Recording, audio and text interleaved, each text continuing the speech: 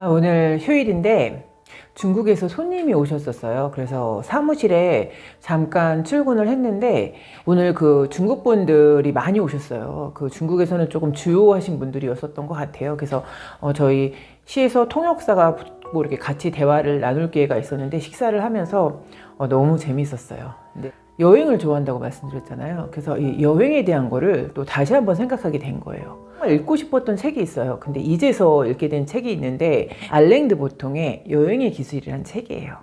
근데 여러분 여행 좋아하시나요? 이 여행의 기술, 이 알랭드 보통 책은 사실 예전부터 많이 읽어보고 싶었어요. 근데 희한하게 이 책이 그렇게 손이 안 갔던 거예요. 근데 잘 안 가는 책들 있잖아요. 읽고는 싶으나. 그러면 이거는 제가 독서 모임 주제로 빼요. 왜냐면 이런 책들은 여러분하고 같이 읽으면 너무 재밌어요. 그리고 다각적으로 해석도 하게 되고 또 다각적으로 분석도 하게 되고 이런 경향이 있어서 이 알랭드 보통의 여행의 기술을 지난주에 저희 독서 모임 주제책으로 했었거든요.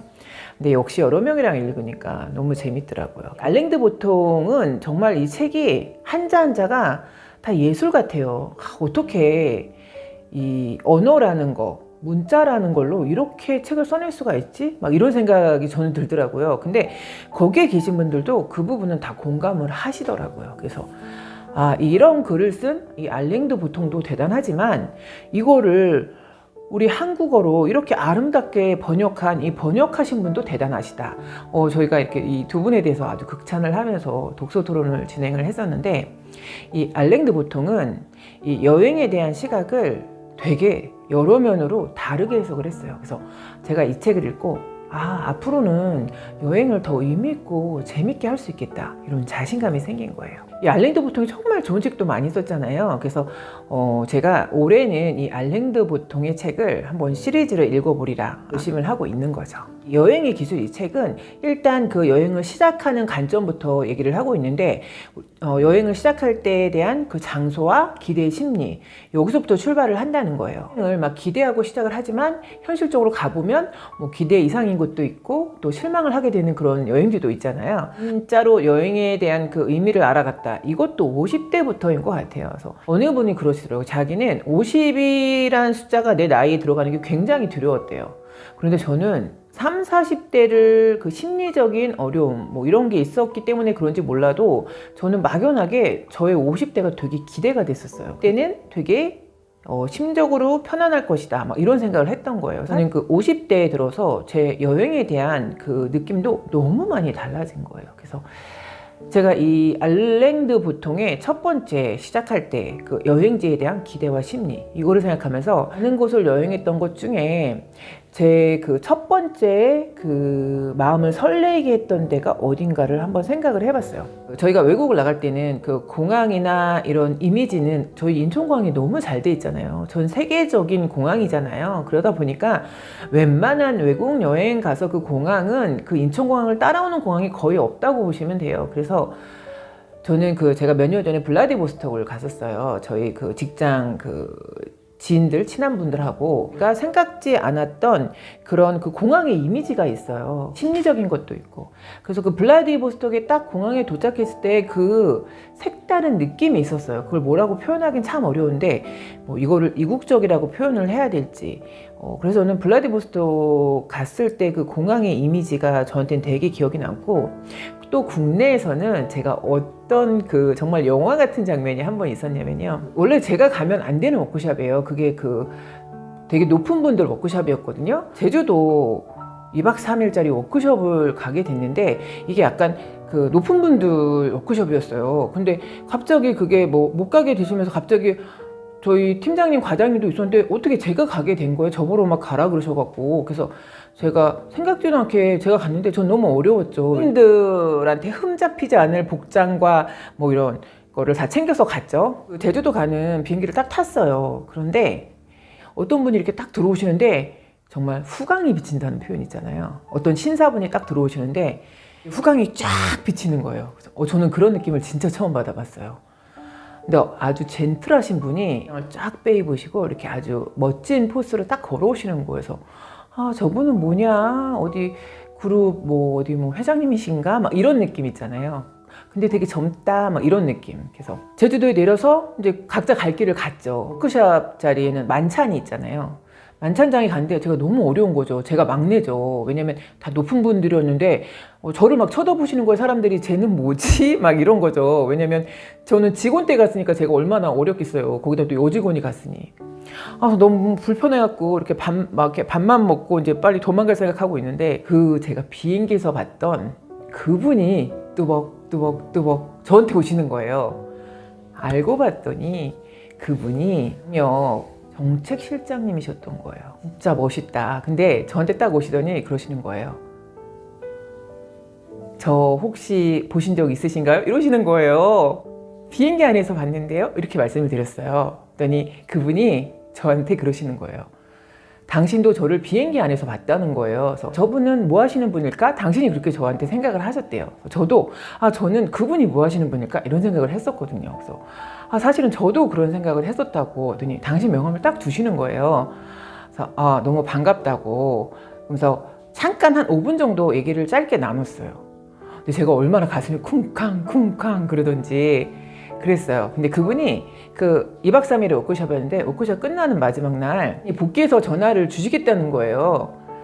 그래가지고 제가 네 알겠습니다 그랬어요. 그런데 복귀하고 바로 그 다음날 저한테 전화가 온 거예요. 근데 제가 어떻게 했는지 아세요? 전화를 안 받았어요. 전화가 2번이 왔었는데 전화를 안 받았어요. 안 받았냐면 전화를 받으면 안 받는 건 되게 실례예요. 사실은 그 높으신 분을 이 일개 직원이 전화를 안 받는 건 잘못된 거죠. 근데 전화를 제가 안 받은 이유는 받으면 정말 막 만나고 막 제가 막 좋아하는 감정이 생길 것 같은 거예요. 그래서 그냥 아예 차단. 그래서 제가 그 전화를 안 받았어요. 근데 아마도 그분이 제 이런 어리숙한 마음을 알아보신 것 같아요. 그래서 이게 처음이자 마지막 인연이었는데 저희가 학교 다닐 때 나왔던 피천득의 인연 같은 그냥 처음이자 마지막 인연으로 스친 아주 좋은 기억 이런 걸로 저한테 남아있어요. 여행은 이국적인 것과 호기심에 대한 것, 결국엔 이것에 대한 게 여행의 기술이라는 거예요. 가장 인상에 남았다, 가장 좋았다 이런 어떤 한 컷으로 정리할 수 있는 장면이 있으신가요? 키 같아요. 근데 기구를 열기구 있잖아요. 열기구를 그때 새벽 3시 반에 호텔에서 나갔던 것 같아요. 그래서 그러니까 일출이 시작되기 전에 열기구를 타고 올라가야 되잖아요, 하늘로. 고소공포증이 있어요. 그래서 그거를 탈까 말까를 엄청 고민을 했는데 열기구가 딱 뜰 때 있잖아요. 전 진짜 열기구 밑에 이렇게 쭈그려 앉아 있었어요. 그 공포와 무서움을 너무 무서운 거예요. 그래갖고 이렇게 앉아 있는데 오히려 그게 하늘로 딱 뜨니까 정말 제 눈에는 수백 개의 열기구가 동시에 뜬 걸로 보였어요. 영화에서 보던 열기구가 하늘로 쫙 떠오르는데 제가 그때 이제 일출을 보게 된 건데 사람이 볼 수 있는 시야가 여기까지라면 이 전체가 이만한 해로 저한테 이렇게 완전히 저를 압도하는 장면으로 일출이 쫙 떠오르는데 저는 그거를 보는 순간 눈앞에 이렇게 크게 떠오르는 태양을 보면서 저도 모르게 정말 눈물의 기도가 팡팡팡 나오는 거예요. 그래서 정말 태양을 감이라는 단어를 쓸 수 있는 거예요. 감히 쳐다볼 수가 없는 거예요. 그래서 하늘에서 제가 얼마나 울었는지 몰라요.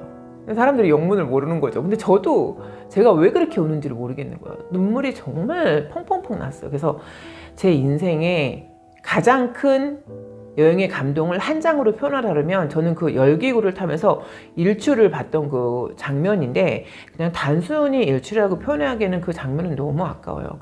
저를 전체를 이렇게 큰 태양이 저를 이렇게 크게 감싸는 장면이 전 지금도 눈에 너무 선해요. 그래서 제가 가끔 힘들거나 신에 대한 존재 내지는 인간의 하찮음 이런 걸 생각할 때는 인생의 한 장면 그거를 가끔씩 생각을 하거든요. 이거를 독서 모임에서 한번 얘기해봤어요. 어떤 게 인생에서 가장 있는 심리적인 여행이었냐 이거에 대해서 얘기를 해봤었거든요. 여행을 다니신 분이에요. 그런데 그분이 저는 그래서 되게 기대했어요. 답변을. 제가 안 가본 어떤 나라가 너무 좋으니 거기를 한번 가봐라 이럴 줄 알았거든요.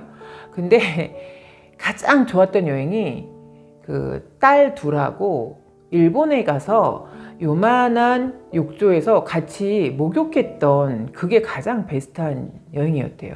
그때가 가장 행복했다고 얘기하시더라고요.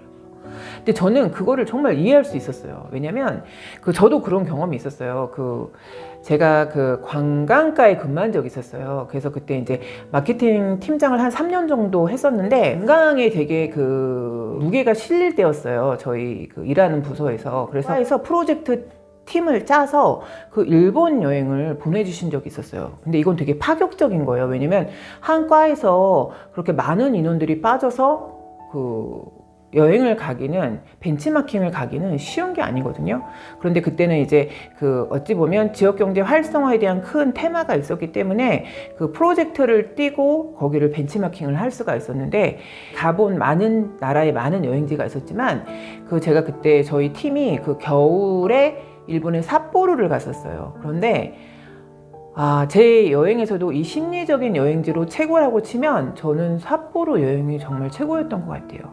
그건 어찌 보면 저희가 이제 마음이 맞는 저희 과 직원들하고 정말 프로젝트 성격을 띠고 가서 많은 거를 볼 수 있었고, 또 많은 혜택을 누릴 수도 있었고, 또 많은 거를 접목할 수 있었고, 이런 일에 대한 성취도가 있어서 그렇게 의미 있게 다가오는 것도 있겠지만, 이쪽에는 눈이 굉장히 많이 오잖아요. 근데 그분들은 하늘에서 똥이 떨어진다 이렇게 표현을 한대요. 눈이 너무 지긋지긋하다는 거예요. 그런데 정말 허리까지 차는 눈을 저는 거기서 처음 봤어요. 그리고 제가 호기심이 또 많아서 제가 눈을 보자마자 이렇게 눈에 이렇게 벌렁 누워봤어요. 근데 이 눈이 안 꺼지더라고요. 그대로 그냥 침대처럼 딱 거기에 눕혀지더라고요. 근데 그게 눈이 계속 쌓여지면서 이게 이렇게 쫙 꺼지지 않는 눈이 된 거예요. 근데 저는 거기 있는 하루하루가 다 영화의 한 장면 같았어요. 그리고 이렇게 옛날 길거리를 걸으면 오르골, 삿포로가 오르골이 되게 유명하잖아요. 오르골이 다 여기저기서 울리고, 한 장면 한 장면이 저한테는 그때 벤치마킹 갔던 게 다 한 장면 한 장면이 여행 같았어요. 길이 가시면 삿포로의 겨울 여행 저는 너무 강추드려요.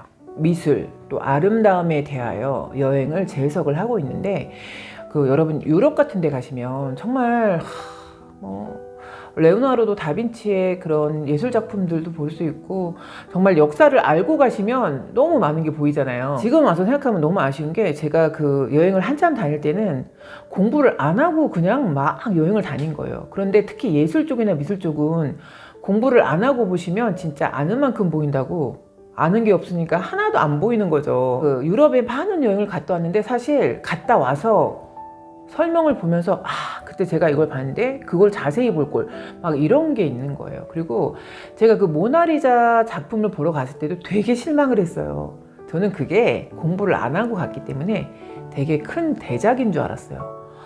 그런데 박물관에 갔는데 사람들이 막 모여있고 엄청 시끄러운 거예요. 그래서 저긴 뭐길래 저러지? 막 그러고 갔더니 요만한 모나리자 작품을 보려고 사람들이 다 몰려있는 거예요. 나중에 와서 모나리자에 대해서 공부를 해봤죠. 그래서 너무 아깝다. 자세히 좀 볼 걸. 막 이런 생각이 들더라고요. 10대 때 되게 마음고생을 많이 했다고 말씀드렸잖아요. 학교 때도 기숙사 학교를 다녔어요. 3년 내내. 그러니까 정말 제가 걔한테 해줄 수 있는 게 없었던 거예요. 입시생 엄마의 마음고통 이런 거 하나도 몰라요. 왜냐면 저희 아들이 저를 그렇게 힘들게 한 적도 한 번도 없었고, 학원도 한 번 안 다녔어요. 고등학교 내내 정말 학교에서 온리 공부하고 온리 그렇게 했기 때문에 너무 미안한 마음이 들어서 제가 아들한테 그랬어요. 수능 끝나면 엄마가 너랑 해외여행을 가겠다. 자기는 이태리가 가고 싶대요. 그런데 다른 나라 끼고 가고 싶지 않고 온리 이태리만 가고 싶대요. 이태리 여행을 갔다 왔어요. 근데 놀랬던 게 뭐였냐면, 여행은 제가 여행을 많이 했겠지만 저희 아들은 그때 해외여행은 저랑 어릴 때 몇 번 간 거 빼고는 오래간만에 나간 거죠. 근데 저희 아들은 이태리에 대해서 공부를 다 해갖고 왔더라고요. 그래서 예술 작품을 볼 때도 특별하게 보는 거예요. 들이 저한테 그 당시에 그랬어요. 엄마는 왜 자꾸 이렇게 사진만 찍냐, 마음속에 담아라, 이렇게 얘기를 하는 거예요. 사진은 굳이 안 찍어도 된다. 지금 다 자료가 남아 있는데 사진을 그렇게 찍을 필요가 있겠냐 이 얘기를 했는데 제가 너무 부끄러운 거예요. 근데 저는 그때 당시에는 이태리를 2번째 가는 거였어요. 그래서 사실 제가 2번째 감에도 불구하고 공부를 하나도 안 해가니까 또 안 보인 거예요. 근데 저희 아들이 그때 당시에 하나하나씩 설명을 다 해주더라고요. 그래서 내가 다음부터는 여행을 우리 아들처럼 준비해서 해야 되겠구나라는 생각을 사실 제가 아들을 보면서 느꼈었어요. 그래서 여행이 주는 의미, 여행의 숭고함, 혹시 이런 거에 대해서 생각을 해보셨나요? 여러분은 여행을 언제 어떻게 하시고 또 어떠한 결정이 필요할 때 하시나요? 이건 되게 프라이빗한 내용이고 이거는 아마 저희 가족들도 모르는 내용인데 당일 여행으로는 혼자 여행을 하는 걸 되게 즐기고 혼자 많이 가봤는데 1박 2일로 저 혼자만의 여행은 딱 한 번 해봤어요. 아직 국외는 아직은 두려움이 있어서 아직은 못 해봤는데 언젠가는 국외 여행도 혼자 해볼 생각을 하고 있어요. 하게 된 계기는 사실 제가 그 7년을 별거하고 이혼을 결정한 거였어요. 정말 수백 번 고민을 하고 마지막 그 결정을 할 때 판단에 후회가 있으면 안 되겠다는 생각이 들어서 아들한테도 안 했던 내용인데 제가 그 애 아빠랑 같이 살 때 저희 부모님을 모시고 놀러 간 적이 있었어요. 제가 그 이혼 결정을 앞두고 거기에 혼자 여행을 가봤어요. 같이 살 때 가장 어찌 보면 행복했던 장소에 가서도 내가 이혼을 결정할 수 있나에 대해서 저 나름대로 심사숙고를 해보고 싶었던 거예요. 그래서 이혼이라는 걸 앞두고 그 결정에 대해서 제가 1박 2일 동안 생각을 했었어요. 혼자 여행을 하면서. 그래서 그 다음날 혼자서 호텔 조식을 먹으면서 이렇게 밖에 바다를, 서해 바다를 바라보면서 과연 나는 이 결정을 후회하지 않을 수 있나. 그리고 이게 나한테 바른 결정일까. 이런 생각을 했었고, 거기서 마음을 뭐라 그럴까요? 정리를 했었던 것 같아요. 그래서 그 여행이 저한테 제가 혼자 여행한 처음이자 마지막 1박 2일의 여행이었던 거고 그 여행을 통해서 제가 어쩐 인생의 굉장한 중대한 결정을 하게 됐던 거고 그리고 그 결정에 대해서 그리 크게 후회하진 않는다. 그렇게 하게 된 거죠. 그래서 저 같은 경우에는 여행이 단순한 즐거움을 위한 휴식을 위한 재충전을 위한 그런 여행의 시간이 대부분이었지만 그 여행은 유일무이하게 아주 중대한 결정을 하게 된 나 혼자만의 깊은 생각의 고뇌 사색의 시간이었던 것 같아요. 그래서 그런 여행도 인생에서는 필요하다 이런 생각을 그때 하게 된 거죠. 마지막 장에서 그 습관에 대해서 귀한 이런 걸로 정리를 하고 있는데 여행이 습관이 된다 이거는 굉장히 좋은 습관인 거죠. 여행을 정말 즐기시는 분들은 그게 돈이 들고 시간이 든다 이런 개념으로 접근하지는 않으시는 것 같아요. 그리고 저 역시 여행은 돈이 드는 거다, 시간이 드는 거다 이런 생각은 하지 않거든요. 그러니까 저는 여행을 좀 즐길 수 있게 되는 것 같고 그 바베이도스 섬에 대해서 되게 많이 얘기를 하고 있어요. 근데 이 바베이도스 섬은 제가 되게 궁금해하는 섬이에요. 그래서 이 바베이도스가 자꾸 제가 읽는 책에서 계속 나오는 걸 보면 나도 언젠간 바베이도스를 가겠구나 또 이런 생각을 하게 되는 거예요. 그 네빌 고다드의 상상의 힘에서도 이 바베이도스 섬에 대해서 얘기를 많이 하고 있어요. 그래서 제가 그 바베이도스 섬을 찾아봤어요. 베네수엘라 북동쪽에 카브리에 쪽에 있는 섬이래요. 그런데 이 바베이도스 섬이 되게 아름다운가 봐요. 저도 안 가봐서 모르겠는데 그래서 나도 언젠가는 바베이도스 섬을 가봐야 되겠다 막 이런 생각이 드는 거죠. 연배에 들어가면 이제 좁고 깊은 관계로 정리를 들어가는 것 같아요. 뭐 20, 30대는 넓고 얕은 관계를 형성하다가 제가 여행을 다니는 이런 분들은 되게 가면 너무 편안하신 분들이에요. 편안하고 즐겁고 그런 분들하고 여행을 하는 거 너무 중요하죠. 그래서 생각을 해보면 너무 감사한 거는 내 50대는 내가 30, 40대 때 꿈꿔왔던 것처럼 심리적인 안정감에 물론 가끔 힘들 때는 있죠. 누구나. 그런데 그거를 제외하면 심리적인 안정궤도에 들어가고 있다. 그리고 제가 지금 생각하는 관점에서는 저의 60대도 꿈꾸게 돼요. 그래서 저는 60대에는 저는 크게 제 60대를 지금 딱 생각을 해보면 딱 3개로 정리가 돼요. 기도와 독서와 여행. 아마 이렇게 제 삶이 세 개의 카테고리로 나눠질 것 같아요. 이 여행이라는 게 단순히 이렇게 어디를 가는 거, 이게 단순히 여행이라고 정의 내릴 수는 없는 것 같고, 사실 어찌 보면 사는 것 자체가 여행이에요. 그리고 어디를 가도 그게 다 여행지가 되는 거고, 이렇게 생각하면 저는 하루하루에 대한 호기심은 나이에 불문하고 살아있다. 그리고 그게 여행지가 주는 기쁨이다. 저는 이런 생각을 하게 되더라고요.